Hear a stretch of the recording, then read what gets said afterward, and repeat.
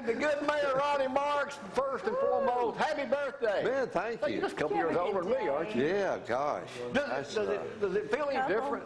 I told them I don't feel a day over 69. I guess that's what I am. Well, man, they celebrated me and rolled my house with toilet paper when I got in last night, and they didn't make you clean it, did they? Well, I cleaned most of it this morning. I got. But they did it right. But I'll get them back. You should have done like my old buddy, my neighbor Andy Beasley. He had a 69.5 birthday party back. Brunch. A brunch, Which was nice. About 10 years ago. I don't know, well, it ain't been that long, I guess, but whenever we moved in. But how are you, Mayor? I'm great. I'm great. We've been really busy, and I've missed you guys. I've been real busy with grandkids and city and some other things, so it's good. Look like they're transitioning back, really doing really good. So I'll be seeing y'all on a more regular basis. I know you've been busy. Family comes first. Harold was with us last week. That's kind of odd. Y'all had 2 meetings in a row, isn't it? Council meetings? It is. I tell you what we did. We asked the city council to separate out 2 really important issues, and it was a rebuilding of the water treatment plant and the sewer lines that's going from the back of Canebrake all the way out to Mooresville Road. And we just thought those was going to have a whole lot of discussion, so we separated them from the regular meeting. And they had that meeting last night and voted both of those projects in. Then I had a human resource director that has chosen to retire, and so I filled a vacant position in there. Not her position right now. I'll advertise that, but we'll advertise for a benefits coordinator and try to transition them in, and then so we just got a lot going on. Now, will that be open? I'm sorry. Will that be open Yes, for it will anyone be. to apply? Absolutely. Was there any further discussion last night about the cell tower across the street from us here? No, it was not. I know that's going to come up for a vote probably at the end of July, and of course it's some controversy connected with that, with certainly with the citizens, and I know our attorney is working with the AT&T attorneys and the group and everyone, so I don't know the outcome of that, but they do need more coverage, and where that's located is You're kind of in a catch there. You hear so many people complain, why don't my servers work here? Put up another tower, and then when they find a place to put it, people don't want it. Yeah. So. Now let's talk about sidewalk. Absolutely. I mean, that's looking good. It is good. Sitting on that the other day. The biggest question we get are, I can't believe the city's wasting money on a sidewalk. Yeah, well, it is some city matching funds, but you know, the reality of that is we did surveys a year or 2 ago when we did the comprehensive plan for the city of Athens. Most of the young people talked about walkability and talked about having communities connected with each other. When we build that sidewalk, basically you can walk from Julian Newman School over close to Coward Elementary, all the way to the west side of town. Now, you know, I don't know how many people will use that, but I can tell you the walking trail at the park all the way to the sportsplex is used by hundreds of people every day. And I think this would be a great project. If not for now, I think people will be proud of it in the future. How's it going to work, Mayor? Is it coming? All right, that's running down. That's running down Forest right there. Now, is it going to cross the creek and tie into Swan Creek? Yes. What we'll do, we're running it to the roundabout and then over toward the first bridge. Okay, and then when we get the money for the A-Trip project, both those bridges on Forest Street will be removed and redone. Okay. And then when that happens, we'll put the cage-like facility on that bridge and have it where you can walk all the way to CVS. So what's the timeline on that? It's probably, the state of Alabama releases the A-Trip money, and they release it in phases basically to keep people working, and which is a great idea. But we're doing the Lindsay Lane project now from 251 all the way to Browns Ferry Road. The next one will be putting a culvert in on Cambridge Lane, and then I believe the bridges will be announced, and it may be 12 months from now. Okay, so when it gets to the roundabout, will y'all go from the roundabout to Publix, or will that be roundabout to Publix. Now, will it go around the roundabout, or you're just on your own to get on the other side of the sidewalk? Well, I don't know how they're going to stripe that off. I remember seeing the engineering study of it, and I'm sure I think they cross on the west side of that, but actually I can't recall. I don't remember.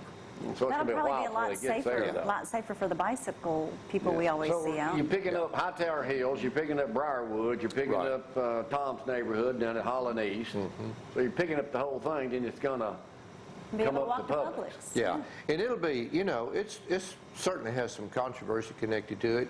Anybody that has shrubs and other things planned on the right-of-way there, we're going to have to dig those up, remove them.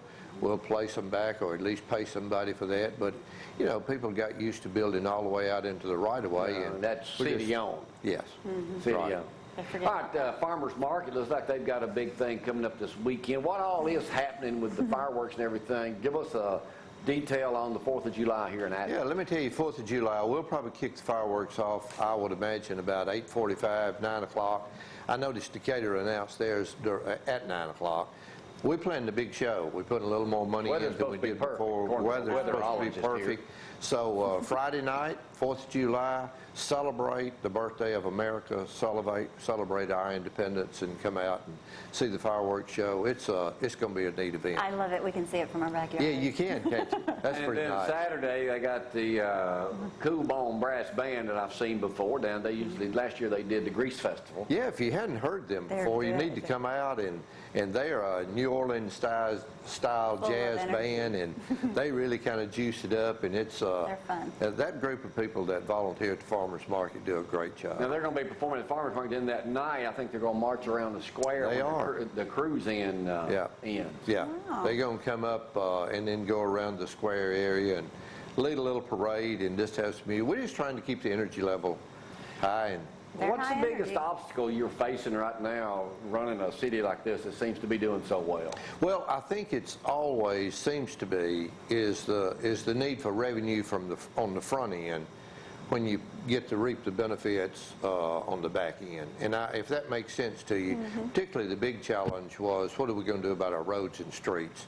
Well, the city council took that brave move a year or two ago and passed the 1-cent sales tax. 30% of all that goes for infrastructure. That's directly into the streets, into the neighborhood streets. It's going to take about $500,000 a year for the A-Trip projects for about 6 years in a row, 5.5 to 6 years. About $750,000 is going to be put directly into street maintenance in the neighborhoods. So that's a big issue and a very important issue for all the neighborhoods, and the rest of it is just trying to continue to recruit jobs. Jamie, we've got 3, just fire-hot projects working right now. What are they? They are. Wasn't there something not too long ago about the policemen being hired? Are there going yes, to be police? We are. Oh, yeah, I liked your line to Harold Wells. He said, well, we don't need any more. I saw it in the paper. We don't need any more policemen here in Cambridge. And you said, well, let me give you a ride about 2 miles down the road. Well, it's not 2 miles. I just a couple blocks down the road. But that second and third shift, y'all know, we live in such a dangerous time now, and there's some people that just are running drugs and running some other things, and it's just not the way to build a quality of life. And we need to protect these guys. We need to give them enough backup, and when they're out on their own and they get a serious call, they need to know that somebody's there. There's a policeman that in my Sunday school class. Named Floyd Johnson. Chief. Yeah. Chief Floyd. The big chief.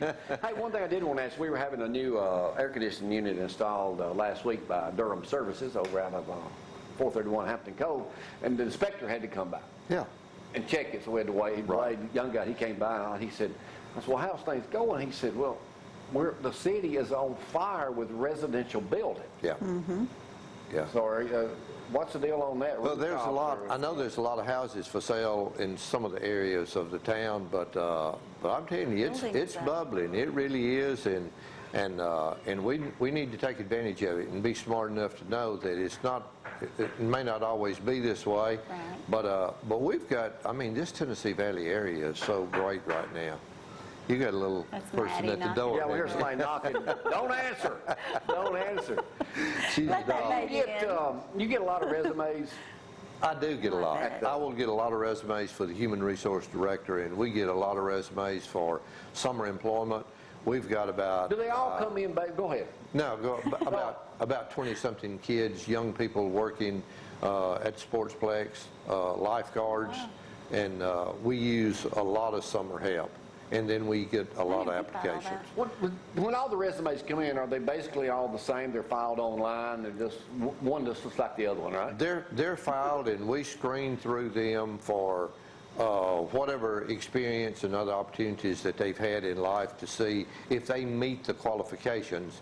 And then we try to do a screening process, and we give the applicants to people and say interview them, and you know, it's usually picked with. You know I'm setting you up for something. Oh, I do. I already know that. He must Well, I have know you well I enough just to know want to that. say, I'm glad Dr. White's still in to hear this too. You know, when you do a resume, you got to separate yourself. Yeah, you do. There's a story, it's different. Yeah. Brennan Gleason from British Columbia, Canada, is out of work. Decided to combine talents as a graphic design with home brewing. He sent Reza Ale, branded with his credentials, out to employers. Was swiftly given 3 job offers and now gets a job in digital marketing. What he did, he made this homemade beer, put his resume on it, and then delivered it to potential employers. Creative. Very Get them drunk before they hire you. Well, I mean, it's clever. Creative, it's clever. Well, you need, you know, you teach, a niche. we teach young people about how to properly fill out a resume. I don't know if that's properly. And then they've got to get somebody's attention, and it really is so much about how you present yourself, how professional you are, what you do, and I don't know what I'd say if somebody brought in a pack of beer that's got the resume on it, but it would get your attention. The funniest one that Jamie did, that I remember, is he had this life-like cardboard It was at Publix in Hampton Cove. of him. Well, he cuts the head off and puts it in a basket to send to someone and said, just trying to get my head in the door. Oh, how Well, I was trying to buy time from them, and the guy, they said that was very clever, but I said my head. I said, I'm sending you my head or something. I don't know what the line was. It was but, good. I didn't I've heard of people sending an actual door, you know. Yeah, to try and a get it. foot. I've heard of getting a foot in the door. So you got to do something neat. You know, when is Athens, these breweries, I don't know that much about them. They're popular with the young Very crowd. big in Huntsville. Is that going to happen here? We've had a couple of inquiries, and I believe our Public Works Department and our planner is working with one of the groups right now to look at a facility here in Athens. I don't know what facility it takes. I know there's got to be a certain it must height. be pretty popular. But it's the breweries are. I mean, they're everywhere. Yeah, you know what else is big in Huntsville? Food trucks.